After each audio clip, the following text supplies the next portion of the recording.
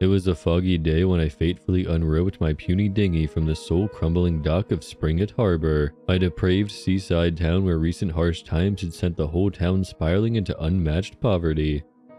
I was ready to begin anew and never return, having seen the horrors of desperation born with my scarred eyes. Springett was a past chapter of my life. Miserable death at sea was to be the next and final chapter, drowning away the foulness of Springett before at last I could die in holiness. Watching the smoldering lighthouse vanish in the mist, just after the decrepit and smoking coastal buildings, I closed my eyes and imagined that I was already lost beyond all hope of return, surrounded on all sides by a limitless expanse of open water, too deep to measure and too unfathomable to define. When I opened my eyes again, that was very much the case.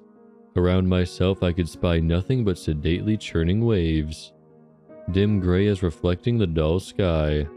My hands clutched the port and starboard sides of my dinghy, the dry wood splintering my flesh.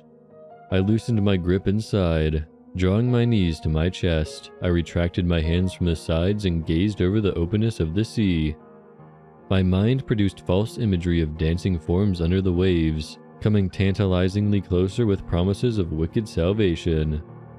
Amorphous and free, they skittered around and bumped my dinghy, bobbing it from side to side and nearly dumping me down to join them, my body melting into the ocean. Alas, they were mere phantasms, and I was safely stable. My head pounded. A terrible rumbling emanated from the waves before me, with powerful vibrations traveling through my dinghy and into my body. Clinging to the wooden sides, I watched in awe as an island emerged from the sea. It rode atop the back of a crawling and shambling colossus under the waves, standing again after crouching in slumber for centuries innumerable. Its form I can hardly describe, and still I cannot explain a definite detail aside from its hulking limbs vanishing into the depths of the gray sea.